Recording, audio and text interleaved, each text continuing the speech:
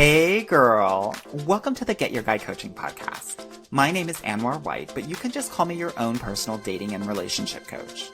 Each week, you'll hear actionable advice, tips, and strategies that you can implement in your own love life. I'm talking about healing your heart, dating effectively, and understanding men so that you can, you guessed it, get your guy. Are you ready to level up your love life? All right, let's go. I never felt the way I do about anyone but you. Hello, loves. Thank you so much for joining me today on this very special episode that we have. I have a dear friend, an amazing professional organizer. Her name is Lucy Wahl. Lucy is the founder and CEO of LMW Edits, and she is going to talk about everything organization, everything clarity. Lucy, thank you so much for joining me. I just want the audience to know a little bit about like what you do and how you help people really just kind of get their homes and lives in order. Yeah, well, thank you so much for having me, Anwar. It's great talking to you. So I'm a professional organizer, and what that means is I deal with stuff. So when you have stuff that you don't know what to do with, you would call someone like me. So I help people sort of streamline what they've got, create organizational systems, and sort of figure out how to deal with their stuff. And the reason I do it is not so that you can have some pretty picture you can post on Instagram of like your rainbow order shelves, whatever. Okay, so it's not for IG. It can be at the end, but that's not the goal, right? The goal is that an organized home it makes your life easier. It's the secret weapon that levels up everything you do, from work to hobbies to even, your relationships with your family or partner if you live with those. Yeah. So yeah, it's all about making life easier. I love that. And just FYI, Lucy and I have known each other from boarding school, and she was one of the most organized students then. So it makes perfect sense that you are like killing the game in all things organization now. So we are both following our passions, I think. I love this. Talk to me a little bit more about kind of how you became a professional organizer. Yeah, so it was not something I sort of expected to do. My first career was in nonprofit fundraising. I worked at Stanford University for a few years. I went and got my MBA, and I was planning to continue a career in fundraising. But after the experience of my MBA, I was just getting interviews for basically the same job I'd had before, just being responsible for more zeros. And I thought, gosh, that's not very exciting. Yeah. And the nice thing about having just come out of an MBA program was that everybody in my class was starting businesses. I went to UCLA. There's a real entrepreneurship focus there. Yeah, and so I thought, definitely. all these people are starting these companies. Surely I can at least start something, right? Yeah. And so talked to friends and family. And just like you said, what came up was, wow, you're really organized. You should make something out of that. So that was where the idea started. And I started researching and figuring out, oh yeah, this is something I can do. And this is something I'd be good at. So yeah. So you talked to your friends and family, and they were like, you're like the most organized person that I know. Yeah. People would say, you need to do something where you give people advice. I was like, oh, okay. Yeah. I love that. So first, let me just say the way that my mom used to get me to clean my room, she would basically just say, a clear and clean room is a clear and clean mind. So talk to me a little bit about what organization in the home means to you. So at its core, organization means that whatever I need to do, whatever I'm looking for, I can find it and get it done quickly and efficiently. So I'm not wasting time rummaging through shelves or like opening drawers and dumping stuff out. Oh, I need to pay that bill. I need the pen, the checks, the stamps. They're there. Bing, bang, bam. It's just about being able to do what you need to do quickly so you can get that boring stuff done and get on with the rest of your life. Yeah. And what do you think it means specifically to women? I feel like women definitely think about their homes differently than men do. Guys can literally just have a sofa and PlayStation. So talk to me a little bit about that. Yeah, so I think what's interesting is that we are definitely still subscribing to gender roles. I'm in a lot of people's homes. I talk to a lot of couples, and without realizing it, a lot of us really do fall into those same old tired gender roles where women are responsible for the home and men kind of get a free pass. That said, I think that's not great in a couple of ways, right? There's the obvious way where like we need to share the burden, right? But then there's the way where I think women sometimes get too fixated on what stuff looks like and whether or not they're doing it right and whether or not it's good enough. And I tend to tell people, if it works for you, that's what matters. It doesn't matter if you're using the same font on your labels as that famous organizer on Instagram. And it doesn't matter if you use the same system as your friend who has a really giant walk-in closet. That doesn't matter. What's inside of your home is ultimately for you. And when you listen to your gut and what you need and create the home environment that supports that, that's when the magic happens. I love that. And that is exactly how I think about dating and relationships, right? You have to make it work for you. And that's one of the reasons why I wanted to have you on this podcast, because there are so many parallels between kind of getting your home life together and getting your love life together. And it is really about making life easier, making sure that you feel comfortable in your own space and the things that surround you, right? So I just love that you said that. Let me just step back a second, because my partner and I, we just went to see his mother-in-law and she had a lot of stuff. And so why do you think it's hard for people to organize, and why do you think people have so much stuff these days?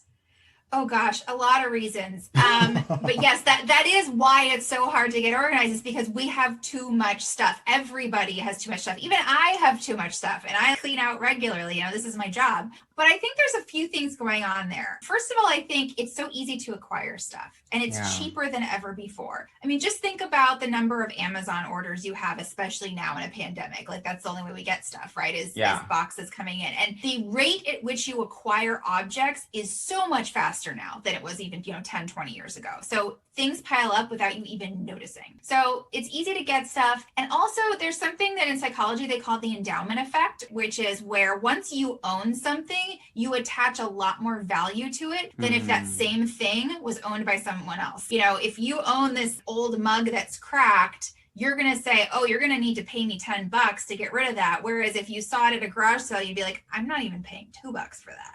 Can we just pause right there? Because I think this endowment effect is so important. And even when you're thinking about dating, right? If you have been with someone, they automatically have more value to them, which makes it a little bit harder to actually separate from them, right? Even if they're not necessarily serving you, even if you haven't used that in so long, right? That it is like so hard to do that because of this effect. That's like an interesting concept. I love that. Yeah, definitely. No, I see it all the time. And then there's also something that my clients bring up a lot, which is, well, I need to keep that just in case.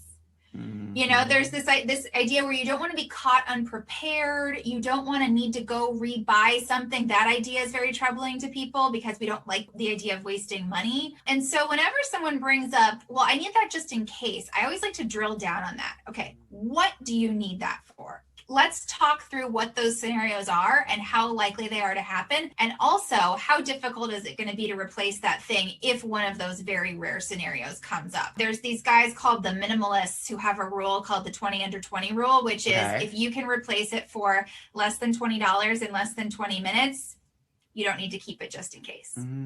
Okay. Well, girl, there's like half of my house right there. I don't know.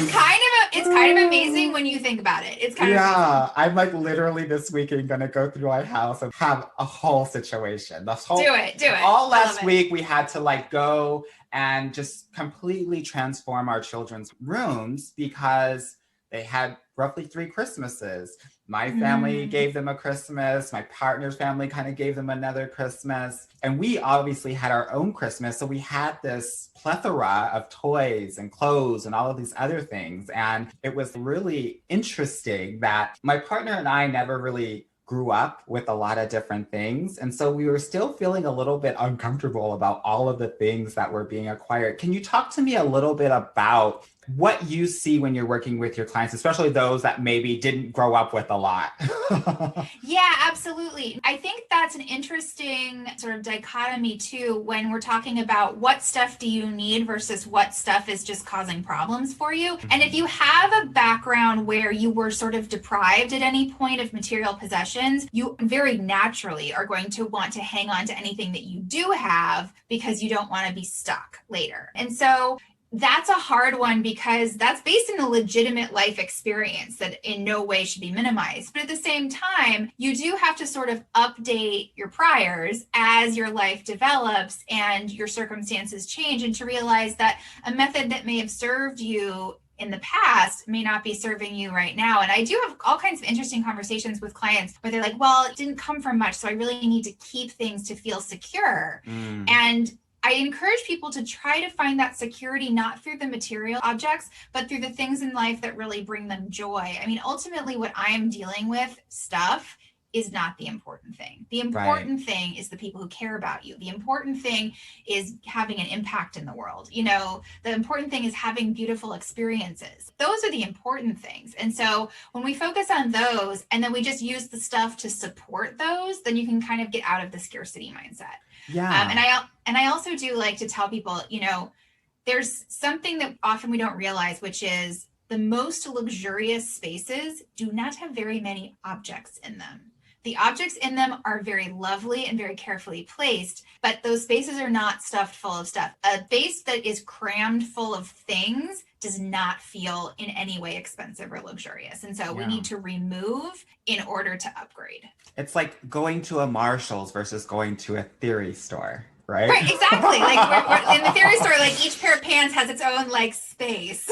Yeah, there's like literally 3 like pairs of pants, right? Three sizes, and like that's it, right? So no, I that totally makes a lot of sense. I know that a lot of my listeners are in that situation where they did not grow up with a lot. And so they do have this scarcity mindset. And it doesn't necessarily just look like, you know, all of these things in their homes. It's also about the things that they wear, but it also reflects in their love life as well, right? Like this whole notion of there aren't a lot of men out there, you know, the men that are out there are not high quality. There's a huge amount of focus on the lack of a potential love life, right? This belief that either there aren't enough out there or I'm not worthy enough to be out there and people will not see me. Can you talk a little bit about this sense of worthiness, right, as it relates to the home? Because the home is, especially now, as you were saying before, in this pandemic, it's even more important than ever, right? I think that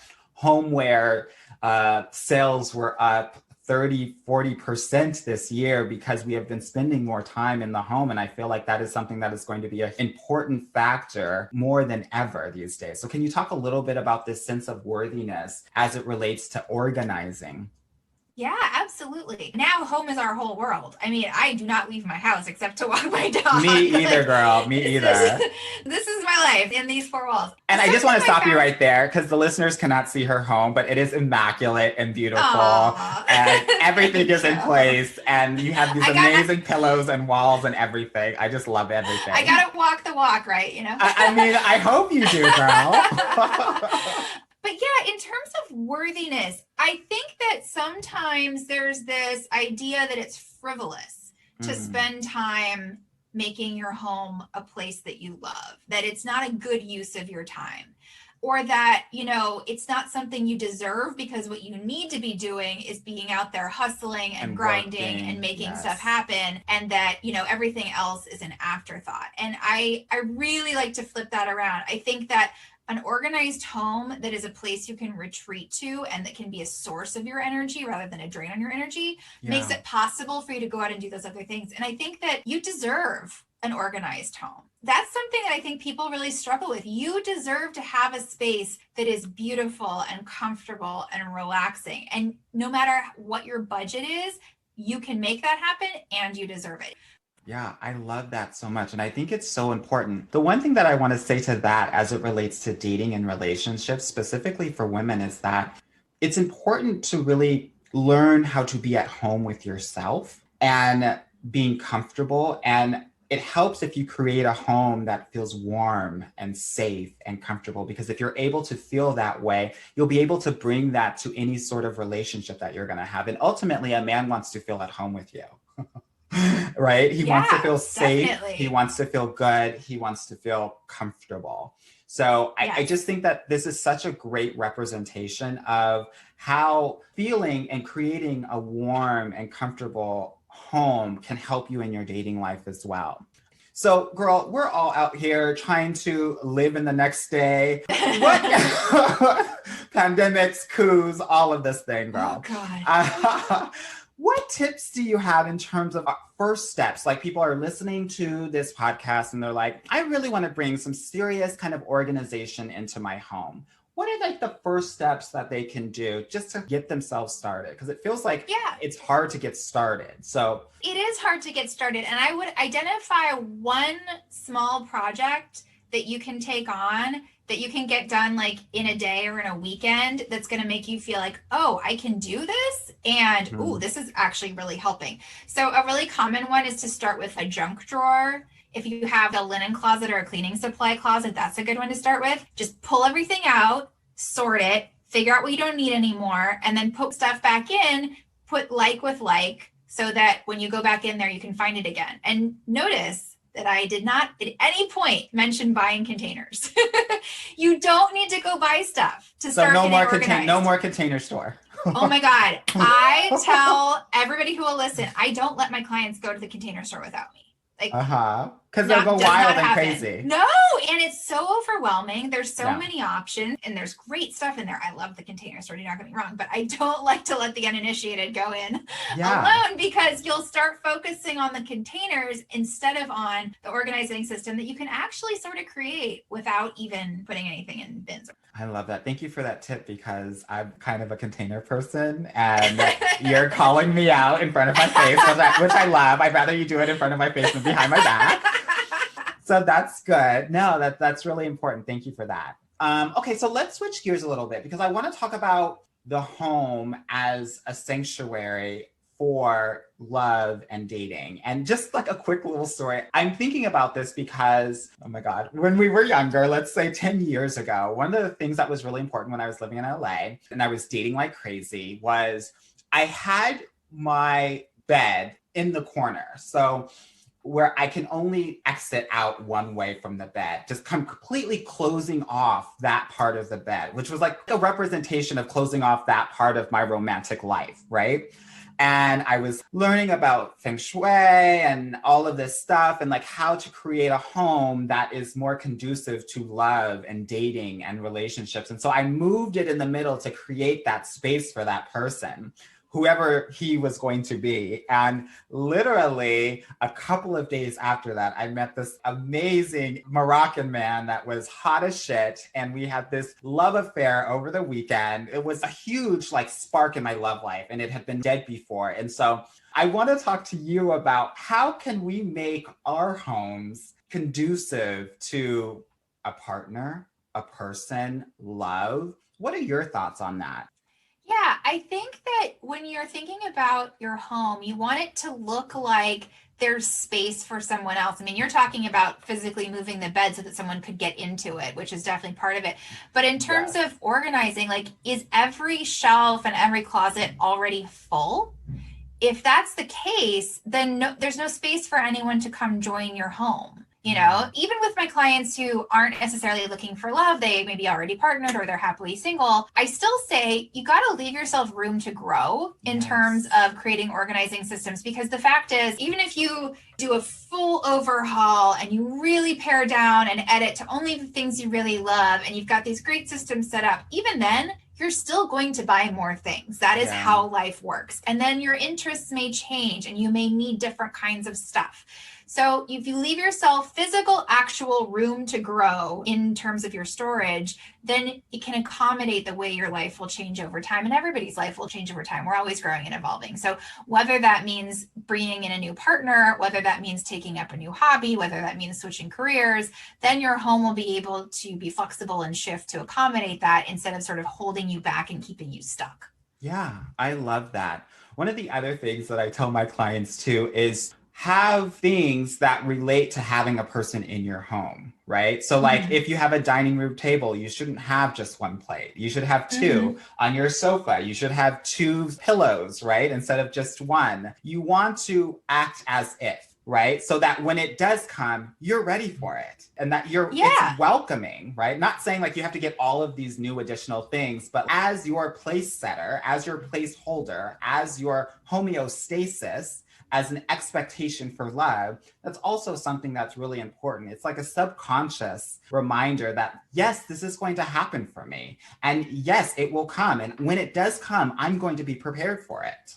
Yeah. Yeah, definitely. And when that person walks in your front door, they're going to go, oh, I feel good here. I'm welcome. They don't know that you bought an extra plate or whatever, but they know that for some reason it's going to work out. Yeah, exactly. So it's interesting. I want to talk to you about combining homes a little bit because oftentimes I'll be working with my clients and at some point they start to move in with their significant others, right? They've been either with someone for 6 months or a year and they're like, I want to move. We're going to move in together. And even recently, my sister just moved in with her husband. Talk to me a little bit about what are some of the things that, my listeners should be thinking about when creating a cohabitating space. Yeah, so this is one of those things that is a decision that's made out of love, but needs to be executed very practically. Yes, so, with some head, not just all heart, some head. Exactly. So no matter how excited you are about this person, the fact is that you both come from different families, different traditions, different expectations. And if you try and move in together without actually talking about any of that, that's when those weirdo fights about the sponge being in the wrong place happen.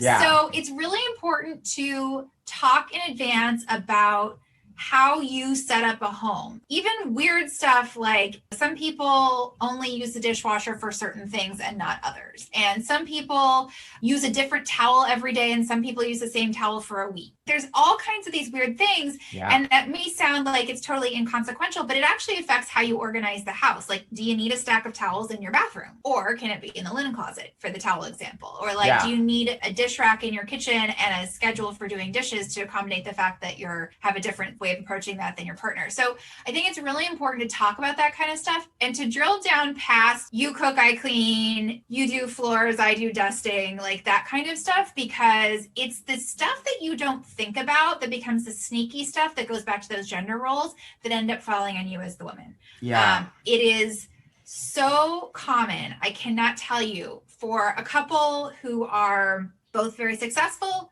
both have careers, both very independent minded, both believe in equality, great, nice people. And 3 years after they move in together, the woman is like doing everything at home and doesn't know how it happened. And the man doesn't really even notice. Because that's sort of default for him. It was default for him growing up. So he doesn't really know that this sort of lack of equality has happened. So you do need to. And then the resentment comes, right? And then we become resentful. Yes. And then you have a baby and then we just jack everything up to 10. Right. Yes, exactly.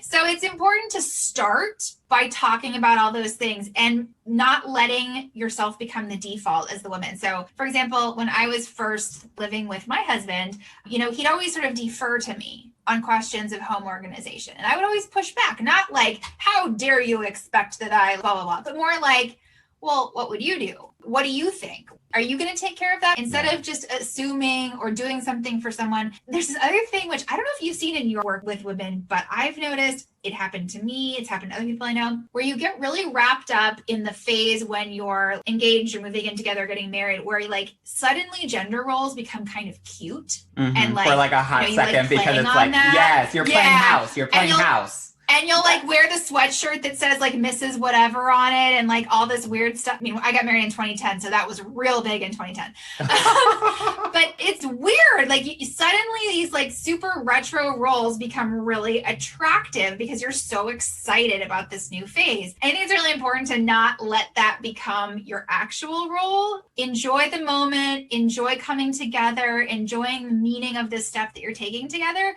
but don't let those gender roles become cemented. I see that happen kind of a lot. And it almost happened to me. I was like, wait, whoa, what am I doing here?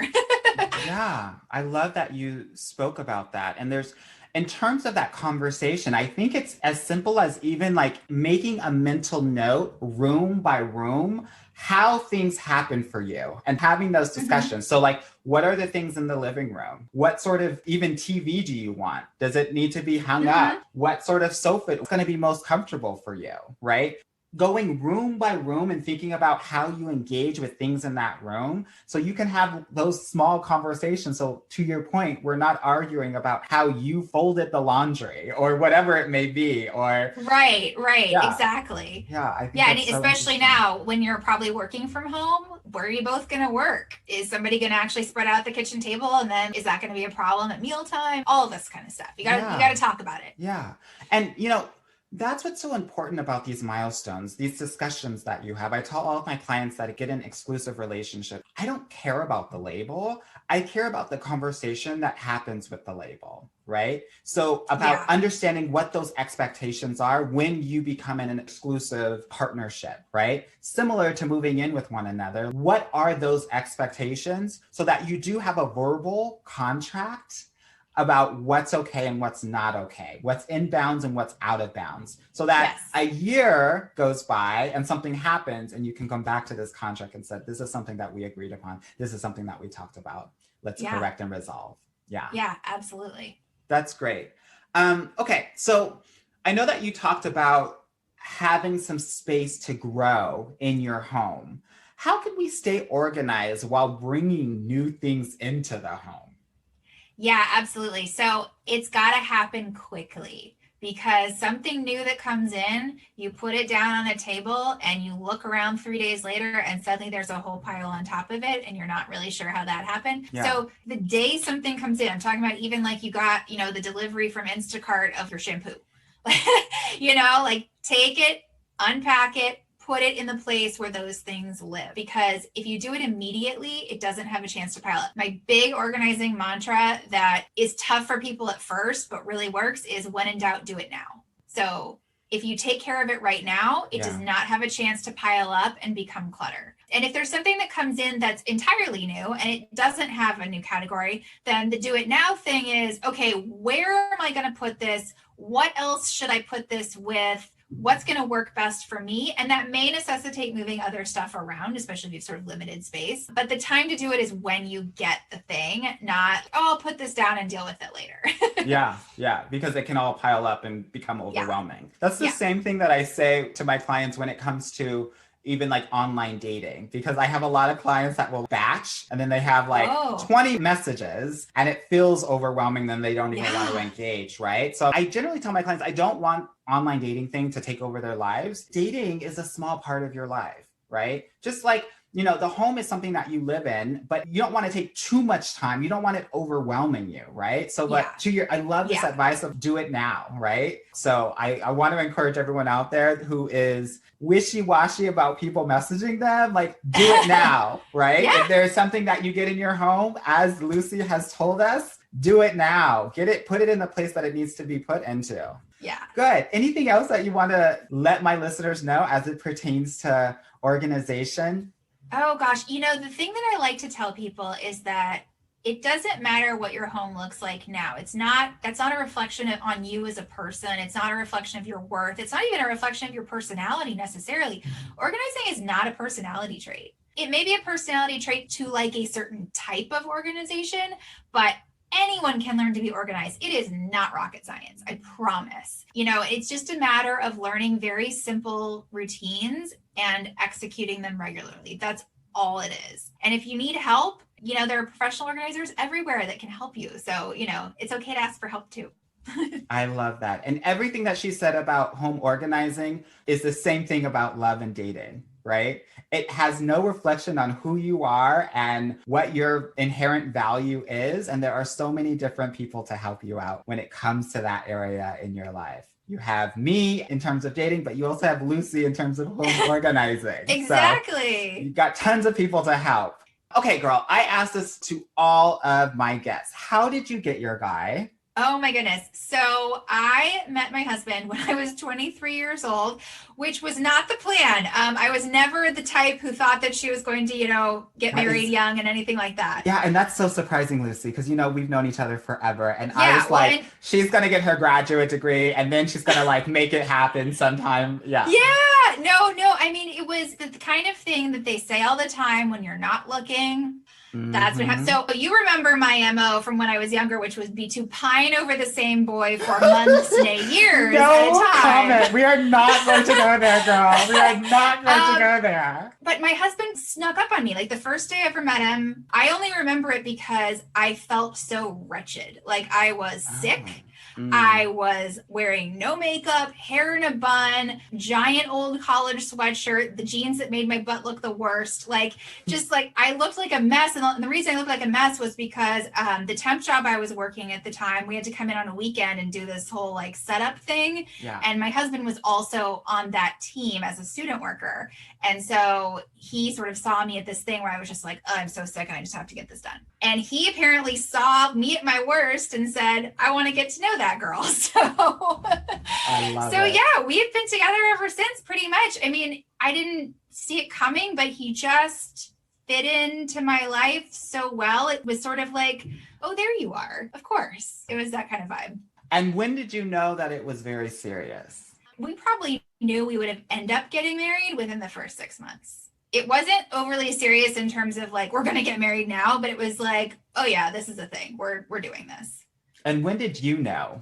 Probably after 1 or 2 months, honestly. Not that relationships are easy breezy, but it was comfortable. It was easy. And the most important thing, I was thinking about this actually, I was myself. Yeah. I was not putting on any kind of whatever to make him like me. I mean, that ship sailed with the first day that he ever saw me. So, I was just real and he was real. And so we actually were very open and honest with each other from the beginning, and it worked. Yeah. I love that. I know that you were saying, can you kind of share that story of you going to business school and him kind of following along? Because I think that people feel like, especially women, feel like they have to kind of sacrifice their trajectory and their acceleration because of a relationship. And I don't feel like that needs to be the case. So talk a little bit about what that looked like for you. Absolutely. So I think the sort of nice thing was because I was so young, I wasn't in a hurry. And so there were calculations that I didn't have to make. It wasn't like I had to be on a timeline to make stuff happen. So that was sort of a thing that I didn't have to deal with. However, so we started dating, I was 23. And when I was 26, I applied to business school. And the whole way that we been dating and everything was going well, we did not live together. I was very clear about that. And why were you? Why didn't you want to live with him? As someone who loves her home. Yeah, talk to me about that. Yeah, I didn't want to move in together until we were engaged because I didn't want to be one of those couples where it just drags on for a really long time. Yeah. Not that I was afraid that he was going to take advantage of me or anything, but I was just, this is a big deal. I always wanted to get married. That was the goal. And so I was like, this is a big deal. And I want to make sure that we're progressing accordingly. So, and also looking back, I am so glad I lived alone for those 5 years in my 20s. I wasn't single, but I could still figure things out on my own so that when we did move in together, I was very independent and I knew what I wanted out of a home. But yeah, so, the whole time along, I've been like, okay, I'm really bored with my job. What am I going to do next? I think I'm going to go to grad school. And he was super supportive. And I applied to all these schools all over the country. And the best one I got into was UCLA. And he said, great, I'm moving to LA with you. Not with me to live with me. We didn't even live together then. Wow. He moved to LA and worked remotely for 2 years while I was in business school. And this was in 2008 to 2010. So working remotely was not even a thing, really. Easy as now. Yeah. He believed in me getting the MBA, and he was so confident in us that he knew it was going to be worth it. And then the funny part is we got there, started school, and he came to all the stuff that spouses and partners could come to, and girl. He met all my classmates. And business school is only about 35% women. And he sort of looked around and went, and he proposed 2 months later. I love it. Yes, I love that. That's so great. But I just think it's such a testament to following your path, right? And if he is for you, it will work out, right? Yeah. It will definitely work out even faster than you even imagined. Yeah. I mean, and, we've sort of gone back and forth on, who takes the lead. And so when I graduated, I actually didn't recruit right out of business school, which is part of what led to this whole journey, because we knew my husband was getting sent to London for a few months right after I graduated. And I was like, I can't get a job and then be like, bye, I'm going to London. Right.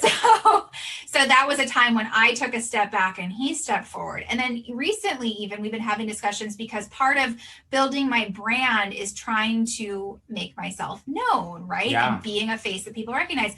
And he's very uncomfortable with publicity. And so we've been having discussions about like, what does it look like if my business really takes off and people might start to know who I am? Not that necessarily will happen, but just what would happen and what boundaries do we need to put in place in order for him to be comfortable and feel like his privacy is respected. So it's an ongoing discussion. Yeah. And I love that you mentioned about sometimes the focus is on one partner, sometimes the focus is on the other, because I felt like it's this exact same way in my partnership. And I'm pretty sure there's so many people out there that feel the exact same way. And I truly believe that that is part of a successful relationship. Like there does need to be focus on one partner some of the time, right? Knowing that your time will also come. Right. Exactly. Yeah. And making sure you advocate for yourself when that time comes. Exactly. Yes. That part for sure. Lucy, thank you so much for being on this episode with me. I have so appreciated and enjoyed spending time with you and learning so much. Well, thank you, Anwar. This has been so much fun. And I love how there are so many parallels with dating and home organization. You wouldn't think, and yet there are. I know. For all of my listeners that absolutely need to get their home organization together and want to connect with you, how can they reach you? So you can follow me on social media. That's sort of the quickest way to see what's going on. My Instagram gets updated the most. It's at LMW Edits. And I'm also on Pinterest and Facebook and YouTube and the whole thing. So you can actually see me giving you a tour of my closet on YouTube. Oh, I love that. And you can email me, lucy@lmwedits.com. And my website has all kinds of fun stuff on it, including a ton of free stuff. So check that out, lmwedits.com. And we will have all of her contact information in the show notes. Please reach out to Lucy. She is amazing at what she does. And I'm pretty sure that not only will your home feel organized, but I think ultimately after working with her, you will as well in all aspects of your life. All right. Have a good one. Talk to you soon. You too. Bye. Hey, girl. Thank you so much for listening to the Get Your Guy Coaching podcast. If you like this episode and want to talk with me personally, please book a free consultation at www.getyourguycoaching.com/apply or subscribe and leave me a review wherever you listen to your podcasts. Talk soon.